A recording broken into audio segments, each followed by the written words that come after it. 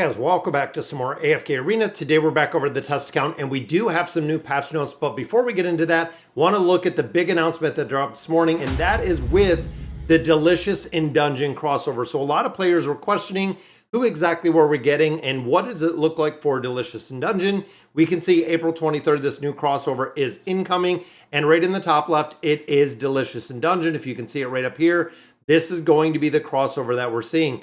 Now within this picture, this is the main character on our left, which is the Explorer. Now in the couple episodes that I've watched, they're going down and they're looking to fight and kill this red dragon because his sister was consumed by a red dragon, which means that we are not actually getting the sister. This is the elf mage that travels with them. There's also two additional characters. One I believe is a dwarf and one is like a human thief or a younger thief. And then looking here, guys, he does have a sword, and you'll see these two little tentacles that are just at the sword. This is pretty interesting because the sword was warning him of danger in the episode we were just watching. And essentially, they're going through a dungeon and they're killing monsters. As they're killing all of the monsters that live within this dungeon, they're cooking them and they're killing them and cooking them and consuming them, which is where the Delicious in Dungeon does come from. So looking at those two individually, looking at fandom, looking at the wiki, so it is Laos, Howden, and then the second one is Marcille. So this is the second one. I want to kind of look through these. I know we did a little bit earlier, but now that we have it confirmed that this is who we're going to be getting. So looking in the show, and again, what I've seen, so he's a tall man with short blonde hair, golden eyes, which his eyes are very golden. He was talking and really going back and forth with some, I believe it was orcs in the last one. So dungeon crawling, and it's pretty cool because when you're looking at the anime and he goes in there and if you die in the dungeon, you respawn. So it is kind of like a game, which is pretty cool to see. Personality kind of says, despite being looked down on most characters, he's an incredibly strong fighter, leader of the party. He also uses his cooking and knowledge of monsters, which I'm sure is going to come into play with AFK Arena. And then they say he does also possess magic, even though he really doesn't use it. I haven't seen it yet, but I want to see what it kind of looks like. Now, the abilities, he's a swordsman, knows simple magic. So there it is. Very knowledgeable when it comes to monsters. Despite him being a versatile leader, his extremely poor people skills, which of course, like I said, he was talking and kind of negotiating with the orcs. Amazing impression of a dog, which threatening monsters, which is kind of weird. He's been drawn to the Dungeon Gourmet Guide. Now, this, I believe, is the book that he does carry with him. Quite talented when it comes to drawing monsters. His sword, Kensu, which that is the one that I just seen.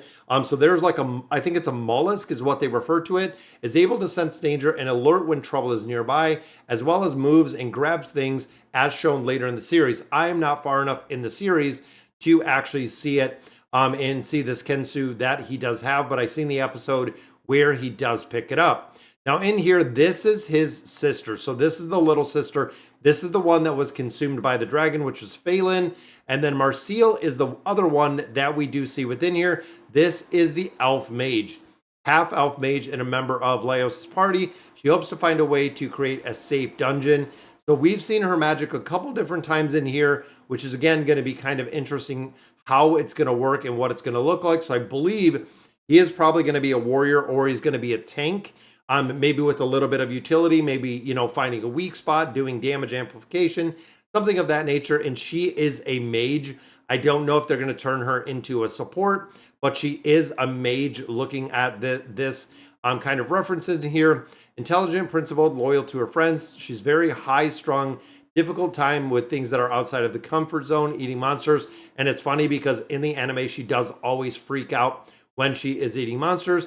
So she is a mage user who specializes in fire type, relying mostly on explosion spells to defeat the enemy. That could be AoE. She is, however, able to cast other spells such as stunning, which she did yesterday to stun a bunch of treasure monsters, which it goes kind of back to Dungeons and Dragons. Protection spells and spells that enable walk on water.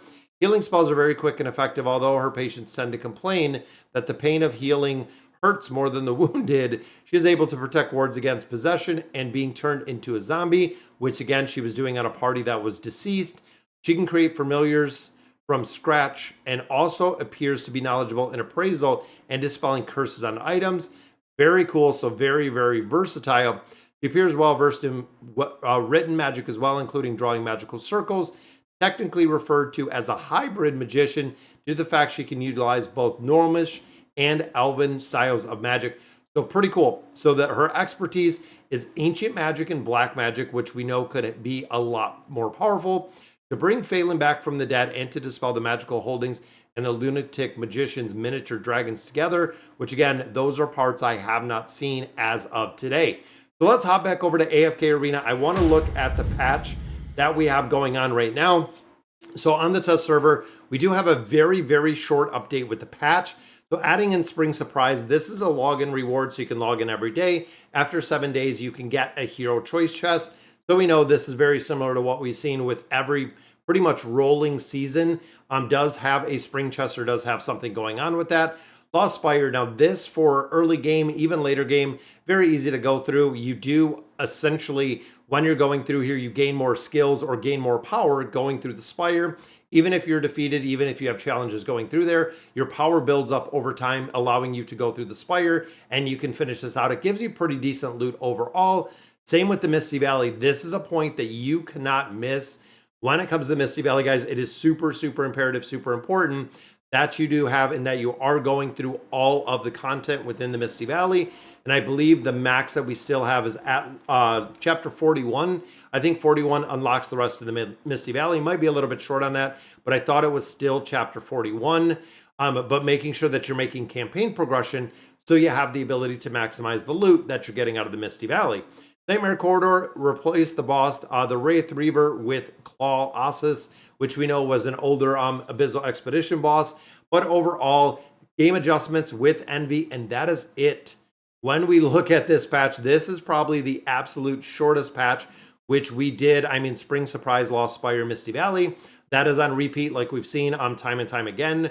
That is nothing new to AFK Arena. Nightmare Corridor, they're just swapping the boss. They adding a new chapter in here. So going to 74 from 73, reducing chapter or the strength within 73. But again, when it comes to quality of life, when it comes to everything that we're looking for within AFK Arena, unfortunately falling a lot short for this.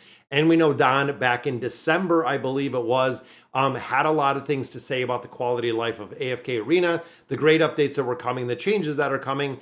And now after this patch, we're looking at getting this, this dual or 2 hero dimensional release.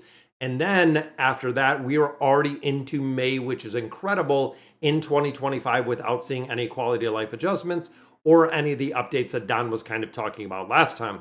All right, guys, so that is going to do it for today's video. Let me know in the comments what you guys think. And as always, thank you guys for watching.